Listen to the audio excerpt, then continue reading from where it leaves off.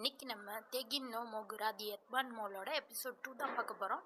போன எபிசோடில் எப்படி முடிச்சிருப்பாங்க, அவங்க கூட சொல்லியிருப்பானா 1942 நான் ஃபேமிலி ரெஜிஸ்ட்ரேஷன் பண்ணியிருந்தேன் அப்படிங்கிற மாதிரி சொல்லியிருப்பான். மாகி கூட ஷாக் ஆயிருப்பான்.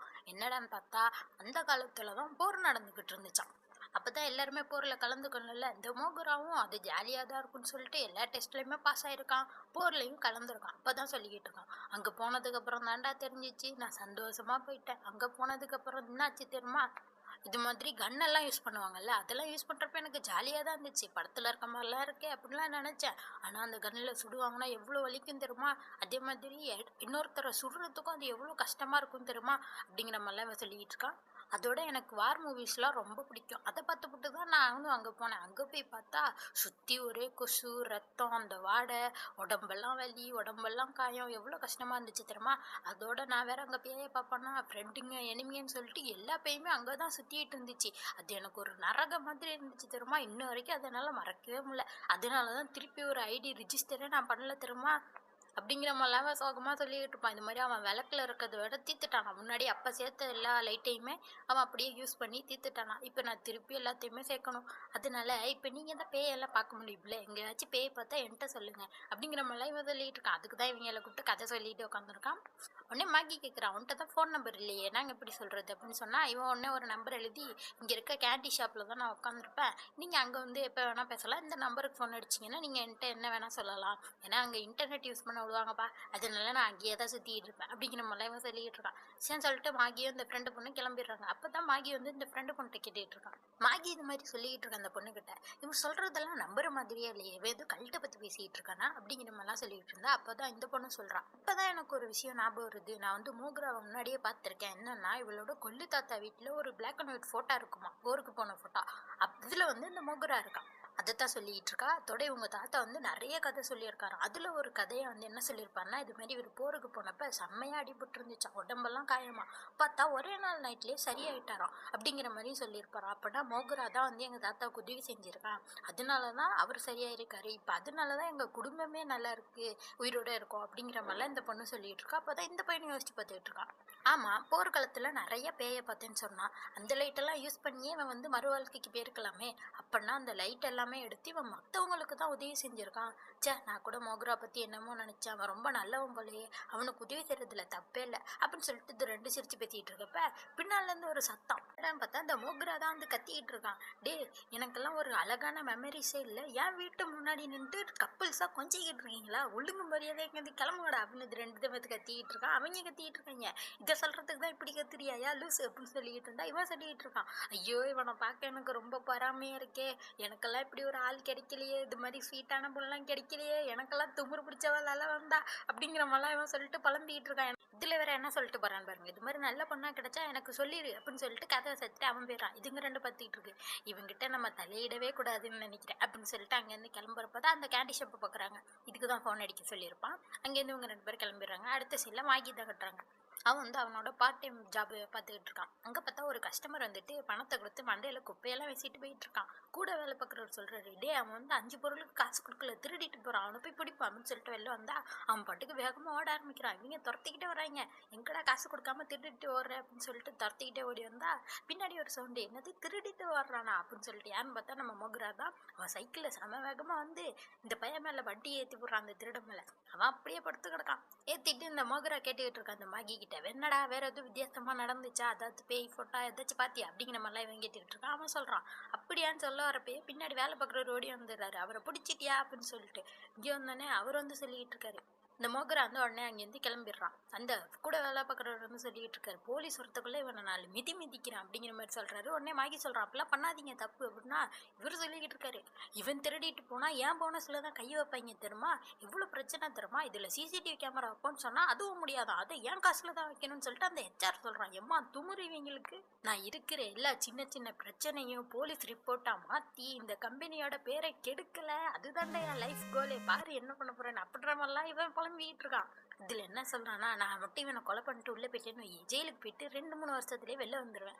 சரியா மகி, அதனால வா பண்ணிடலாம், இவனை கொலை பண்ணிடலாம் அப்படிங்கிற மாதிரிலாம் சைக்கோ மாதிரி பேசிக்கிட்டு இருக்கான். இவன் பார்த்துட்டு இருக்கான் மகி, ஐயோ இந்த அளவுக்கு என்னாச்சுன்னு சொல்லிட்டு. இதில் வேற அவன் புலம்பிக்கிட்டு இருக்கான். லீவே இல்லாமல் ஃபுல் டே வேலை பார்க்குறது எவ்வளோ கஷ்டம் தெரியுமா மகி அப்படிலாம் புலம்பி போட்டு அந்த திருட்டு பையில பிடிச்சி இழுத்துட்டு போயிட்டு இருக்கான். இவனை நான் என்ன பண்ண போகிறேன் பாரு அப்படின்னு சொல்லிட்டு இதெல்லாம் நடந்துச்சுன்னு சொல்லிட்டு ஃப்ரெண்டு பொண்ணுட்ட மாகி சொல்லிக்கிட்டு இருக்கான். இதில் என்ன சொன்னான்னா, மோகுரா அண்ணனால தான் அன்னைக்கு பிரச்சனை வந்து ஈஸியாக முடிஞ்சிச்சு, ஏன்னா திருடனை பிடிச்சி கொடுத்தால அது மாதிரிலாம் சொல்லிக்கிட்டு இருக்கான். இதெல்லாம் கேட்டுட்டு இந்த ஃப்ரெண்டு பொண்ணு சொல்கிறேன், நல்ல வேலை உனக்கு எல்லாமே நல்லதாக முடிஞ்சிச்சு அப்படின்னு சொல்லிட்டு இவளோட பார்ட் டைம் ஜாப் பற்றி சொல்கிறேன். அங்கே 3 வருஷமாக வேலை பார்க்குறாளாம், அது ஒரு காஃபி ஷாப். அங்கே தான் சொல்லிக்கிட்டு இருக்காங்க. நேற்று ஒரு புது பொண்ணு வேலைக்கு வந்தா தெரியுமா, அவளுக்கு 15 வயசு தான் அப்படிங்கிற மாதிரி சொல்கிறான். ஏன்னா இவ வந்து 3rd இயர் படிக்கிறா. ஆனால் இவளை பார்க்க இப்படி சின்ன பிள்ளை மாதிரி இருக்கா. இவளுக்கு ஒரு பொறாமை, அந்த பொண்ணு அழகாக இருக்காளே அப்படின்னு சொல்லிட்டு. இப்போ தான் அவங்க வந்து வேலைக்கு வந்திருப்பாளா, அவள்கிட்ட பேரெல்லாம் சொல்லியிருப்பா. இது மாதிரி என் பேர் ஐக்கோ அப்படிங்கிற மாதிரி சொன்னால் அந்த பொண்ணு வந்து என் பேர் ஷியோன்னு சொல்லியிருப்பா. அதோட அதை பற்றி தான் இவள் புலம்பிக்கிட்டே உட்காந்துருக்கா மாகி கிட்ட. அவளை தான் எல்லாருக்குமே பிடிச்சிருக்கு தெரியுமா, எல்லா கஸ்டமரும் அவளே பார்க்குறாங்க தெரியுமா, எனக்கு எப்படி இருக்குது தெரியுமா அப்படின்ற மாதிரிலாம் நொயின்னு புலம்பிக்கிட்டே இருக்கப்ப திடீர்னு இவளுக்கு ஒரு மெசேஜ் வருது. என்னடான்னு பார்த்தா அந்த சியோ பொண்ணு தான் அனுப்பிச்சி வச்சிருக்கா. இது மாதிரி அவள் வந்ததுக்கு நேற்று வெல்கம் பார்ட்டி வச்சாங்களாம், அந்த ஃபோட்டோ தான் அனுப்பிச்சி விட்ருக்கா. அதை பார்த்தா அந்த ஃபோட்டோவில் ஒரு பேய்ங்களாக நிற்கிது. இதை பார்த்துட்டு இதுங்க பயந்து போய் அடுத்து எங்கே வருவாங்க, மோக்ரா கிட்ட தான் வந்திருக்காங்க. அங்கே வீட்டுக்கு வந்து பார்த்தா அவன் ஏதோ பாட்டை கொடூரமாக பாடிக்கிட்டு இருக்கான். இவன் சொல்லிக்கிட்டு இருக்கான் மாகி, ஐயோ பேயை பார்க்குறத விட இவன் பாடுறது கிட்ட எனக்கு இன்னும் பயமாக இருக்கே அப்படிங்கிற மாதிரிலாம் புலம்பிக்கிட்டு இருக்கான். அப்புறம் தான் உள்ளே போயிடுறாங்களா, அவன் சொல்லிட்டு இருக்கான் பாட்டெல்லாம் எவ்வளோ சூப்பராக இருக்கும் தெரியுமா, பேய்ங்களுக்கு கூட பாட்டெல்லாம் பிடிக்கும் அப்படிங்கிற மாதிரிலாம் சொல்லிட்டு இவன் ஒரு கடைக்கு போயிருந்தானா. அங்கே ஒரு பாட்டு கேட்டானா. அந்த பாட்டு வந்து மனப்பாடம் ஆகுற வரைக்கும் திரும்பி போடுங்க போடுங்கன்னு சொல்லி அவங்களோட உயிரை வாங்கியிருக்கான். அதான் இவன் சொல்லிட்டு இருக்கான் மாகி, நீ ரொம்ப கொடூரமான கஸ்டமராக இருப்பா போலையடா அப்படின்ற மாதிரிலாம் சொல்லிட்டு இருக்கான். அப்புறம் தான் இவங்க நடந்த விஷயத்தெல்லாம் சொல்லி அந்த ஃபோட்டோலாம் காட்டுறாங்க. அதை பார்த்துட்டு இவன் சொல்லிட்டு இருக்கான், மாகி புலம்பிக்கிட்டு இருக்கான், எனக்கு இதை பார்க்கவே பயமாக இருக்குடா, ஏதாச்சும் பண்ணி சரி பண்ணு அப்படிங்கிற மாதிரிலாம் மொகரட்டை கிட்ட இருந்தால் அவன் வந்து படம் வரைஞ்சிக்கிட்டு இருக்கான். இதை பார்த்தாடா பயப்படுற அப்படின்னு சொல்லிட்டு படத்தில் காட்டினா இந்த பொண்ணுங்க பின்னாடி நிற்கிற எல்லா பையங்களும் சிரிச்சுக்கிட்டு சந்தோஷமாக நிற்கிது. மாகி பார்த்துக்கிட்டு இருக்கான், இன்னும் எல்லாம் சிரிச்சுக்கிட்டு சந்தோஷமாக இருக்குது அப்படிங்கிற மாதிரி. ஆமாம் இப்படி தான் அதில் எல்லாருமே இருக்காங்க, உங்களுக்கு தான் அதுங்க பேய் மாதிரி தெரியுது அப்படிங்கிற மாதிரிலாம் சொல்கிறான். ஏன்னா ஒவ்வொருத்தருக்கும் ஒவ்வொரு மாதிரி தெரியும் அப்படிங்கிற மாதிரி சொல்லிட்டு இருக்கான். அப்போ தான் அந்த மொகரா வந்து யோசிச்சுட்டு இருக்கான், இந்த கடையில் பிரச்சனையா இல்லை இந்த புது பொண்ணு மேலே பிரச்சனையா அப்படின்னு சொல்லிட்டு இந்த எரிக்கோட்டை கேட்டுக்கிட்டு இருக்கான். நீ கடையில் முன்னாடி வேலை பற்றி அப்பெல்லாம் எதுவும் பிரச்சனை நடந்துச்சு அப்படிங்கிற மாதிரி அவள் சொல்கிறா. அப்பெல்லாம் எதுவும் இல்லையே அப்படிங்கிற மாதிரி. அப்போனா வந்து இது சேஃபாக இல்லையான்னு சொல்லிட்டு நம்ம அங்கே போய் தான் பார்க்க முடியும் அப்படிங்கிற மாதிரி சொன்னானே. அவள் சொல்கிறா, நீங்கள் வந்து கஸ்டமராக வந்தீங்கன்னா எந்த பிரச்சனையும் இல்லை அப்படிங்கிற மாதிரி சொல்லிடுறா. உடனே மறுநாள் கட்டுறாங்க, அந்த ஷாப்பில் தான் கட்டுறாங்க. இவனை பாருங்க, அந்த மோகரா வந்து போட்டு நீ தான்டா இன்னைக்கு வந்து எல்லா ட்ரீட்டுமே கொடுக்குற அப்படின்னு சொல்லிட்டு மாகிட்டு சொல்லிட்டு அங்கே இருக்க விலை அதிகமானதாக மட்டும் வாங்கி சாப்பிட்டுட்டு உட்காந்துருக்கான். மாகி கத்திட்டு இருக்கான், ஏன்டா இப்படி பண்ணிட்டு இருக்க அடுத்த காசுல அப்படிங்கிற மாதிரிலாம் கத்திட்டு இருக்கான். ஏய்க்க சொல்லியிருந்தால அந்த புது பொண்ணு, அந்த பொண்ணு தான் வந்து இவங்களுக்கு சாப்பாடுலாம் வச்சுக்கிட்டு இருக்காளா. முகுரா சொல்லிட்டு இருக்கான், பாரு அந்த பொண்ணு தான் அப்படிங்கிற மாதிரி சொன்னா. இவனுக்கு தெரியல, முதல்ல மாகிக்கு நல்லா உத்து படுறா அப்படின்னு சொன்னா அப்பதான் சுத்தி கருப்பா இருக்கு. மாகி கத்திட்டு இருக்கான், ஐயோ ஆமா தெரியுது அப்படிங்கிற மாதிரி. அப்பதான் இந்த மோகுரா சொல்லிட்டு இருக்கான், நல்ல வேலை கடையில பேய் இல்லடா, இந்த பொண்ணுகிட்ட தான் இருக்கு அப்படிங்கிற மாதிரி சொல்றான். உடனே அவன் சொல்றான், என்ன இதுல என்ன நல்ல விஷயம் அப்படிங்கிற மாதிரி சொன்னா. அப்பதான் மோகுரா சொல்றான், இது கடையில இருந்தா நான் இப்படி வித்தியாசமா டான்ஸ் எல்லாம் ஆடிக்கிட்டு இருந்தா கஸ்டமர்லாம் என்ன நினைப்பாங்க, இப்ப அந்த பொண்ணுகிட்ட இருக்கனால நம்ம வந்து அந்த பொண்ணுகிட்ட மட்டும் தனியா பார்த்து பேசிக்கலாம் அப்படிங்கிற மாதிரிலாம் இவன் சொல்லிட்டு இருக்கான். அதுவும் சரிதான் அப்படிங்கிற மாதிரி சொல்லிட்டு சாப்பிட்டு முடிச்சுட்டு வெளில வந்து இந்த பொண்ணுகிட்ட தான் பேசிட்டு இருக்காங்க. அப்போ வந்து மோகரா வந்து இந்த சிவ பொண்ணுகிட்ட கேட்டுட்டு இருக்கான், என்னம்மா நான் வந்து சில கொஸ்டின் வந்துட்டு கேட்குறேன் பதில் சொல்லுன்னு சொல்லிட்டு. நீ யாருமே சுற்றி இல்லாதப்ப ஏதாச்சும் வித்தியாசமான சவுண்டெல்லாம் கேட்டிருக்கியா அப்படிங்கிற மாதிரி சொன்னா. ஆமாம் ஆமாம் ஆரம்பத்துலேருந்தே கேட்குறேன் அப்படிங்கிற மாதிரி சொல்கிறா. சரி உனக்கு வந்து ரொம்ப பசிக்குதா சும்மா சும்மா அப்படிங்கிற மாதிரிலாம் கேட்டா. ஆமாம் ஆமாம் 10 ராமன் பவுல் கூட சாப்பிட்டு வந்துடுமா, அதுவும் ஆரம்பத்துலேருந்தே அப்படிங்கிற மாதிரி சொல்லிட்டு இருக்கா. இவன் பார்த்துட்டு அப்போ கன்ஃபார்ம் அந்த பேய்ங்களால தான் இப்படிலாம் நடக்குது அப்படிங்கிற மாதிரி சொன்னேன்னு இவன் கேட்டுட்டு இருக்கா. எது பேய்ங்களா, என்னை சுற்றி பேய் இருக்கா, அப்படின்னா அங்கிள் நீங்கள் வந்து கோஸ்ட் பஸ்டரா, பேய்ங்களெல்லாம் அடித்து துரத்துவீங்களா அப்படின்னு ரொம்ப சந்தோஷமாக கேட்டுக்கிட்டு இருக்கா. கேட்டுட்டு அப்போ என்னால் எதுவுமே பார்க்க முடியலையே, சுற்றி எதுவுமே இல்லையே அப்படின்னு சொல்லிட்டு இந்த காற்றுலேயே கையை வச்சு குத்திட்டுலாம் சுற்றிக்கிட்டு இருக்கா.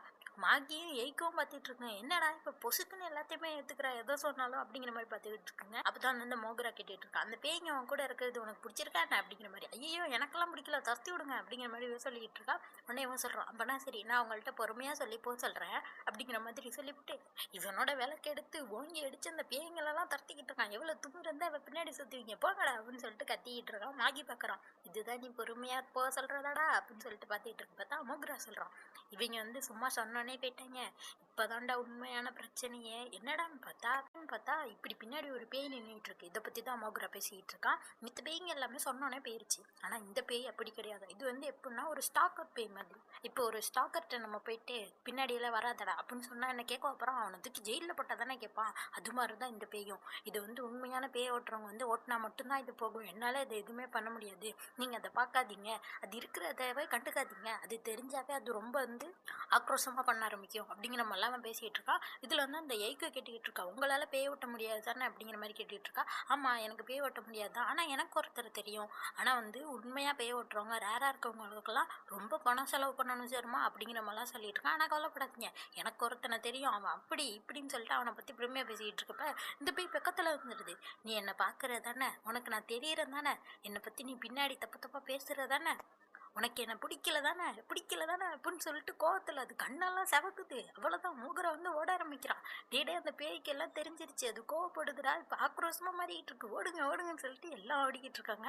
அதோட இந்த எபிசோட் முடியுது. அடுத்த எபிசோட் பார்க்கணும்னா மறக்காமல் சேனலை சப்ஸ்கிரைப் பண்ணிக்கோங்க. பை.